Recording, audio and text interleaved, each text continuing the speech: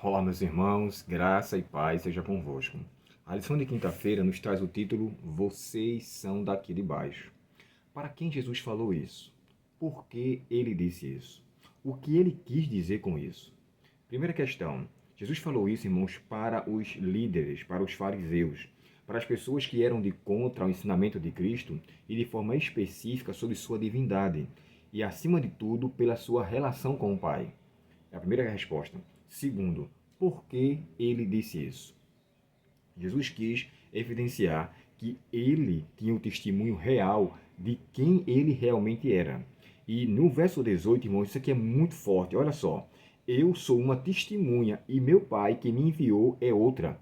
Ele fala isso porque, de acordo com a lei do povo judeu daquela época, duas testemunhas eram suficientes para evidenciar um caso. Com duas ou três testemunhas, as coisas poderiam ser de fato confirmadas. Jesus fala que o testemunho dele era suficiente, mas ainda tinha do Pai. Duas pessoas da divindade tinham princípios reais para evidenciar, na verdade, a sua origem e o seu propósito. Depois ele chega a descrever, irmãos, que eles só iriam entender quando Jesus morresse. Sabe qual é a tristeza de tudo isso? Essas pessoas foram incrédulas até o fim. Morreram na incredulidade. Quando Jesus chega a dizer assim, aquele que eu falei para vocês ontem, na ressurreição especial, e até os traspassaram, muitos desses aqui, que foram culpados pela morte de Cristo, ressurgirão com que, nesse momento, eles tiveram dúvidas sobre a sua divindade, mas eles verão Cristo voltar e tomarão conhecimento e voltarão a morrer, só que não terá mais chance de coisa alguma. Então, assim, nesse momento, nós entendemos que Jesus fala, vocês vão me procurar e não vão me encontrar, porque eu não estou mais aqui. Eu estarei com o Pai. O meu propósito de vir a este mundo foi cumprido. É como eu falei para vocês em outros vídeos. Jesus veio com o propósito de morrer.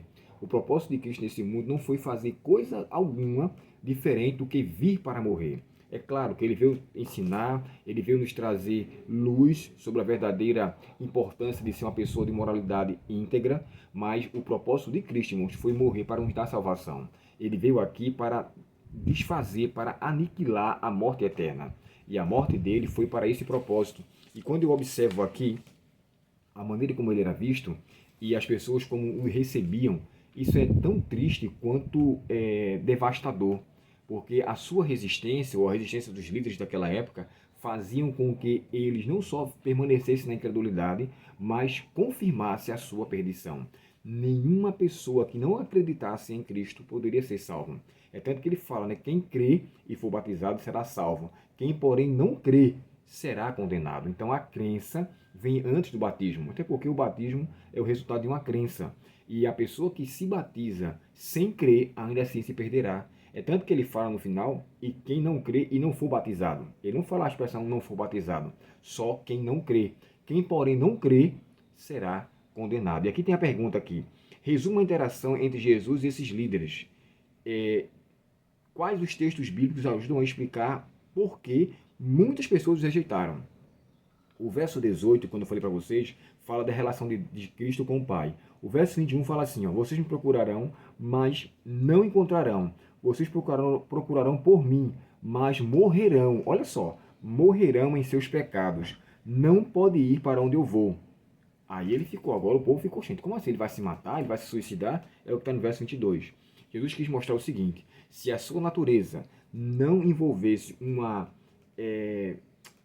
proteção de conceitos rabínicos, de conceitos intelectuais, mas se vocês me vissem como as escrituras relatam, vocês acreditariam em mim. Se vocês crescem em mim, como diz as escrituras, como diz o próprio texto sagrado, rios fluiriam de vocês. Vocês seriam águas vivas para outras pessoas. Mas, infelizmente, por eles não crerem, acabaram se comprometendo. Irmãos, olha, coisa dura é não crer em Jesus. Coisa funesta é deixar de crer naquele que veio nos trazer salvação. É tanto que é considerado pelos estudiosos e por alguns que o João 3,16 é o verso áureo, ou o verso para memorizar da Bíblia. Porque Deus amou o mundo de tal maneira que deu o seu Filho, para que todo aquele que nesse Filho crê, não venha morrer eternamente, mas venha viver para sempre. Que você possa ter essa bênção de viver para sempre. E reconheça, nós estamos só com os pés aqui embaixo, mas nossos olhos, nosso coração estão fitos no céu, como diz o hino, né? Com os pés na terra e os olhos no céu, eu vou. Eu vou. Com os pés na terra e os olhos no céu, eu vou seguindo até encontrar meu Jesus.